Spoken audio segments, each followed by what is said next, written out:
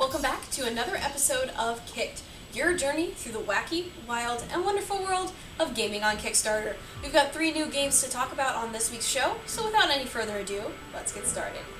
Our first game is a silly set-building card game called Sandwich Masters. As one of the Sandwich Masters, you are going to be trying to fulfill orders and create the best sandwiches possible. But at the same time, your fellow sandwich creators will be trying to sabotage you to make their sandwiches the best in the land. As you play, you'll be going around trying to assemble groups of cheeses, meats, veggies, and condiments to try to fulfill orders, basically sandwiching everything between 2 pieces of bread. While that sandwich is still open, however, your fellow players can try to throw some not-so-nice ingredients onto your sandwich and putting you at risk of being discovered when the health inspector comes around. Throughout the game, different health inspectors as well as other event cards can destroy sandwiches you still have open, as well as kind of make you discard different cards from your hand. And all of it is surrounded with a really fun type of art style that kind of plays into the quirky theme. They have 11 days left to go on their campaign, and they are just short of their $7,725 goal. Our next game is called Top Secret, and it is based around the events of the NSA Edward Snowden leaks. Basically, as the player, you are communicating through email with other members of the NSA to try to figure out who has been leaking documents to the press.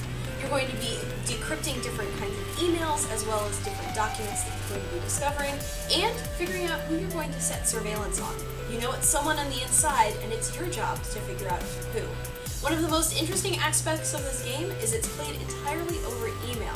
So basically, different pieces of the game are going to be popping into your inbox as you go through the game. They already have a kind of beta test out there if you're interested in seeing how the gameplay will work, and they're just looking to get the last little bit of money together so they can finish the game and release it fully. They have 20 days left to go on their campaign, and they're looking to raise $12,500. Currently, they're just short of $9,000. So if you like kind of the current events aspect and angle of this game, you might want to give it a look. Our final game this week is called For the King, and it's being created by a 3-man studio based in Vancouver, Canada.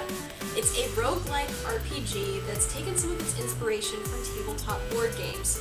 As the player, you are one of the ordinary citizens called to action by the Queen after the mysterious death of her king. You and your dedication to country as basically trying to purge evil from the land while figuring out what exactly happened to the king. You'll be exploring a kind of hexagonally based overworld and then have random encounters that will be based around turn-based combat.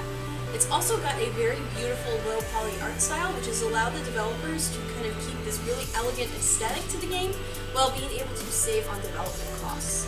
They've got 12 days left to go on their campaign, and they have already blown past their original goal, and they're trying to get a last few stretch goals under their belt.